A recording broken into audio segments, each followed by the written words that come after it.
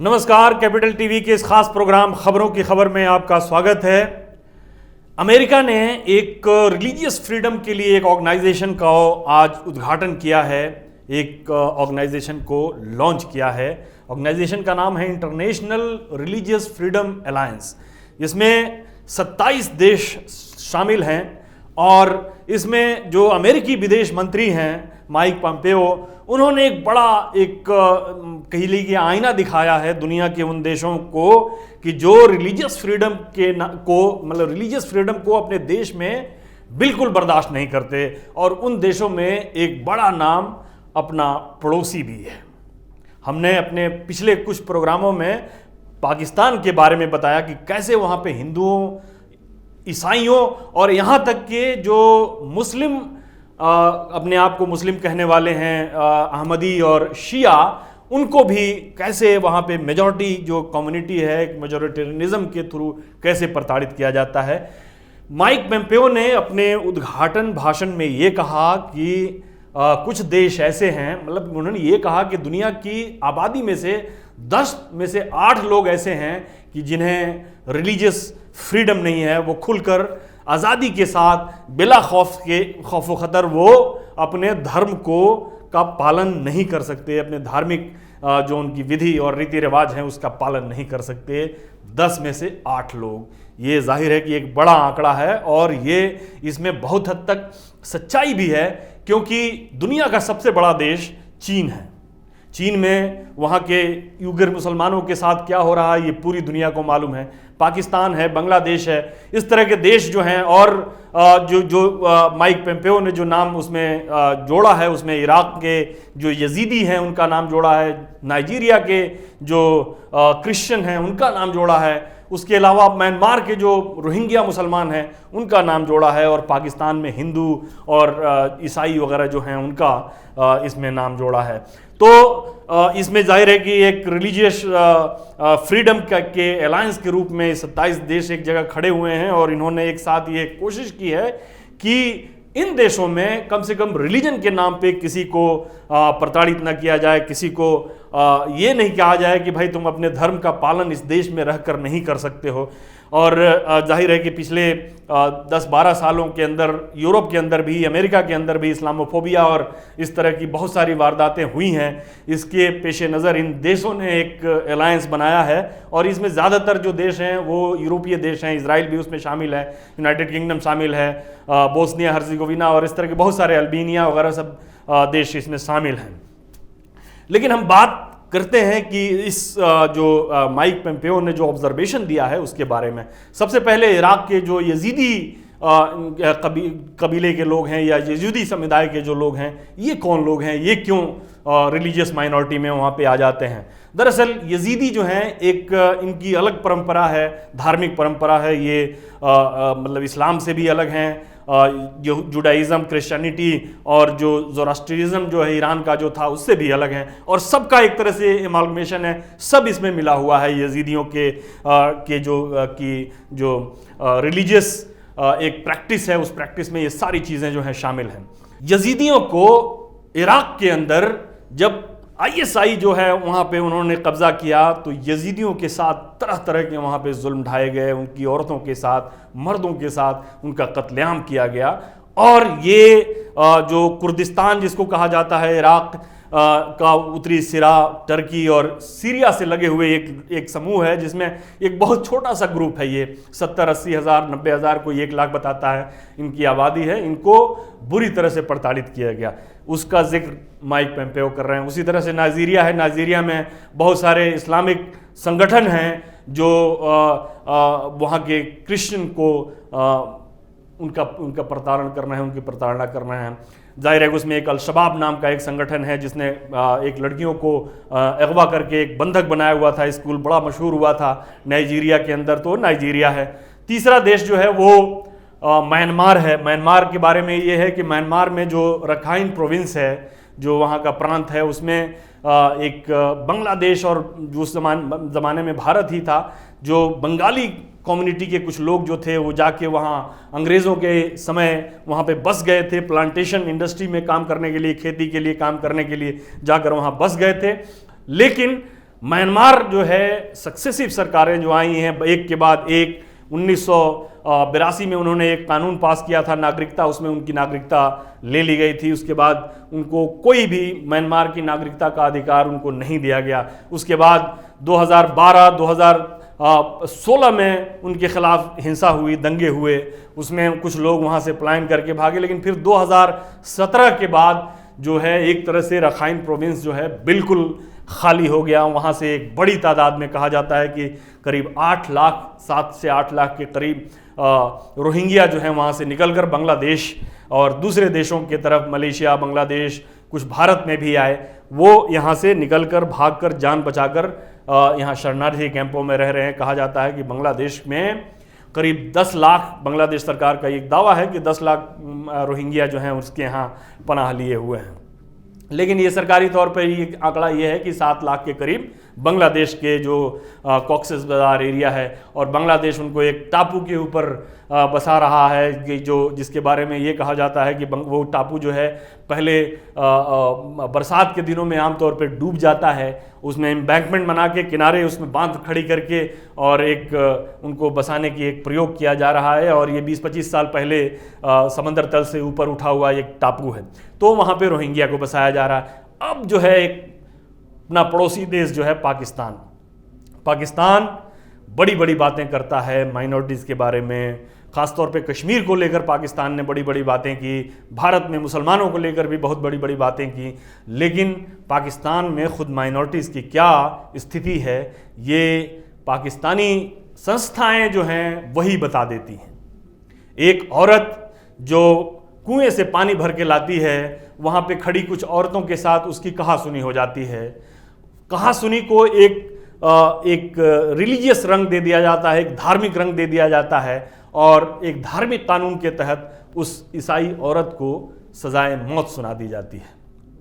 वो औरत न जाने कितने दिनों तक वो मौत की और ज़िंदगी के बीच में झूलती रहती है। बाद में सुप्रीम कोर्ट से उसकी रिहाई होती है, लेकिन बीच में इसकी रिहाई की मांग करने वालों की, कई लोगों की हत्याएं हो जाती है, जिसमें एक बड़े नेता जो थे और पंजाब प्रांत जो है पाकिस्तान का, उसके गवर्नर थे सलमान ताशीर, उनकी हत्या कर दी जाती है। और हत्या कौन करता है? पाकिस्तान का एक जवान, जो इसलिए हत्या कर देता है क्योंकि वो समझता है कि ये अधर्मी है, ये ऐसे व्यक्ति की पैरवी कर रहा है कि जो काफिर है या जो अधर्मी है, तो उसमें उसकी हत्या कर दी जाती है। बाद में जो कोर्ट में दलीलें दी जाती हैं वो भी कुछ इसी तरह की दी जाती हैं। लेकिन ये तो एक मामला है कि जो ईसाइयों के साथ एक ईश निंदा कानून के तहत जो ज़ियाउल हक के ज़माने में ये कानून पारित हुआ था, उस कानून को गलत इस्तेमाल करके किस तरह से प्रताड़ित किया जाता है, ये इसकी कहानी है। दूसरी कहानी है जो सिंध की है। सिंध में रहने वाले जो हिंदू हैं, वो पाकिस्तान की जो माइनॉरिटी है उसका 90% हिस्सा जो है वो सिंध में रहते हैं, और उसमें 95% जो है हिंदू हैं। तो उनके साथ क्या सलूक होता है?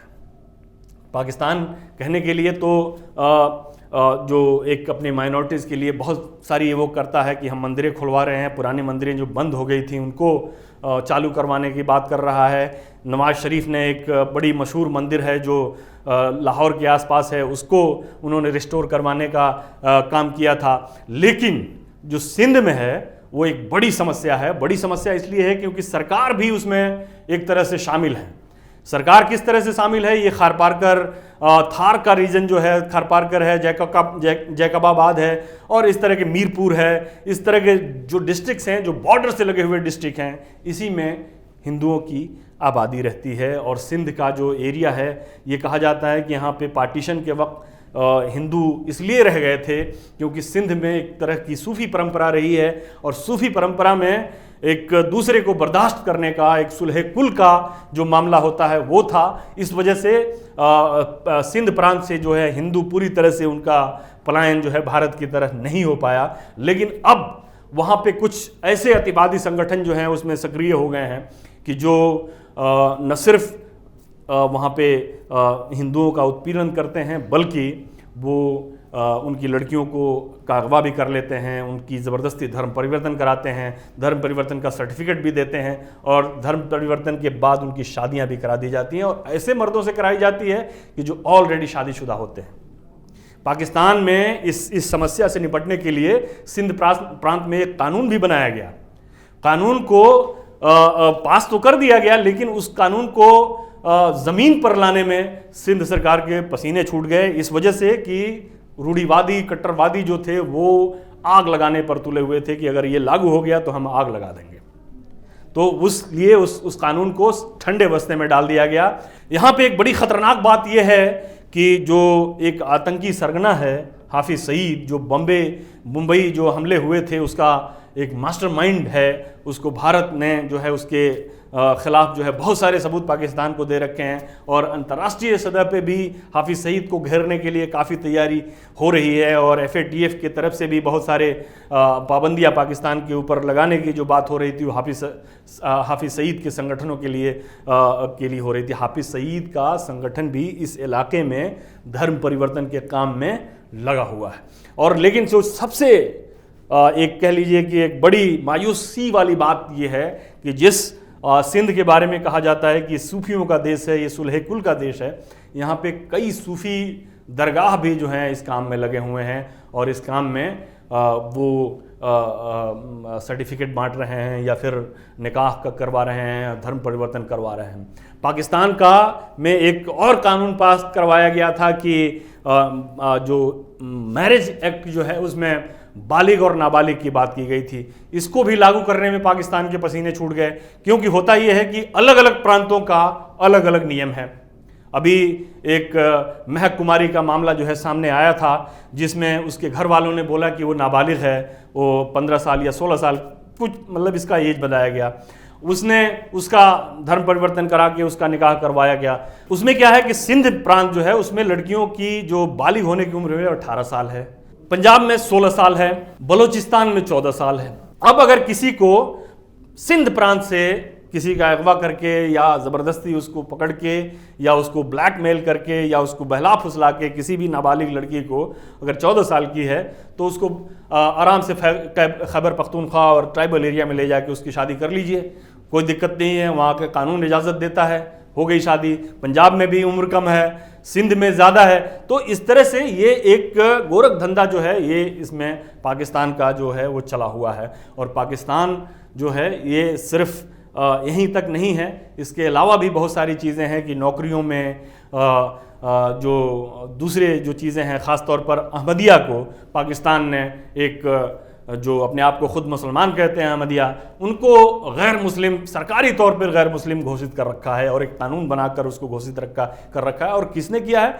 ये एक बड़े नेता जो हैं पाकिस्तान के और अपने आप को बहुत प्रोग्रेसिव और सेकुलर नेता कहने वाले जो पाकिस्तान पीपल्स पार्टी के जुल्फ़िकार अली भुट्टो, उन्होंने ये कानून बनाया था और ये कानून बना के उन्होंने लागू किया था। एक और मामला जो है वो पाकिस्तान की सेना से जुड़ा हुआ है। पाकिस्तान की सेना जो भारत और पाकिस्तान के जो बॉर्डर रेंज का एरिया है, सिंध प्रांत से जो मिलता है थार का एरिया, उसमें सेना भी इस काम में इन्वॉल्व है। ISI जो है पाकिस्तान की जो खुफिया एजेंसी है वो भी इन्वॉल्व है। उनको शक है कि जो इस इलाके के जो हिंदू रहते हैं उनकी वफादारी भारत के साथ ना होके पाकिस्तान के साथ है, इसलिए वो भी इस बात के लिए प्रोत्साहित करते हैं ऐसे संगठनों का कि जो इस काम में लगे हुए हैं कि इनको किसी तरह से कन्वर्ट करके मुसलमान बनाया जाए। तो ये जो है वहाँ पे पाकिस्तान में एक जो कह लीजिए कि माइनॉरिटीज़ के साथ जो माइक पोम्पेओ ने जो अपने बयान में कहा कि पाकिस्तान में माइनॉरिटी के साथ एक बड़ी ज़्यादती होती है, वो ये है। दूसरी चीज़ ये है कि पाकिस्तान जो है दुनिया के दूसरे मुस्लिम देशों के बारे में तो बात करता है। पाकिस्तान ये भी कहता है कि हम जो है मुसलमानों की आवाज़ उठाते हैं और मुसलमानों के लिए देश हैं वगैरह वगैरह, लेकिन चीन जो है, चीन भी वहाँ के जो यूगर मुस्लिम हैं उनको कंसंट्रेशन कैंप में बंद कर रहा है, उनको रीसोशलाइजेशन किया जा रहा है, उनको रेशनलाइज किया जा रहा है, बोले कि उसको रेशनलिज्म उनमें डाली जा रही है और उनको कंसंट्रेशन कैंप में बंद करके लाखों लोगों को उसमें, पाकिस्तान की ज़ुबान से एक लफ्ज़ इस बारे में नहीं निकला है। यूनाइटेड स्टेट्स ऑफ अमेरिका ने इस बारे में उसको कई बार पाकिस्तान का ध्यान इसके तरफ दिलवाया है कि आप कम से कम इसके लिए भी तो कुछ बोलिए, लेकिन पाकिस्तान इसलिए नहीं बोलता है क्योंकि चीन उसका ऑल वेदर फ्रेंड है। इमरान खान पब्लिकली इस बात को एक्नॉलेज कर चुके हैं कि चीन हमारा जो है वो सदाबहार मित्र है और हमारी बहुत सारी चीज़ों में मदद कर रहा है, इसलिए वहाँ मुसलमानों की जो प्रताड़ना हो रही है उस पर हम नहीं बोल रहे हैं। तो ये है, ये जो रिलीजियस फ्रीडम का जो इंडेक्स है, जो रिलीजियस फ्रीडम की जो बात जो माइक पोम्पियो ने की है, दुनिया भर में जो 10 में से 8 लोगों को अपना धर्म मानने की इजाज़त नहीं है, सरकारी तौर पर भी या सामाजिक तौर पर भी, वो उसमें पाकिस्तान सबसे पेश है। फिलहाल के लिए इतना ही, इजाज़त दीजिए, नमस्कार। अगर आपको हमारा वीडियो पसंद आया हो तो इसे लाइक करें, हमारे चैनल को सब्सक्राइब करें और हाँ, बेल आइकन दबाना ना भूलें ताकि आप तक हमारे वीडियो की नोटिफिकेशन पहुंचती रहे। आप अपना सुझाव हमें कमेंट बॉक्स में दे सकते हैं। हमारे साथ जुड़ने के लिए शुक्रिया।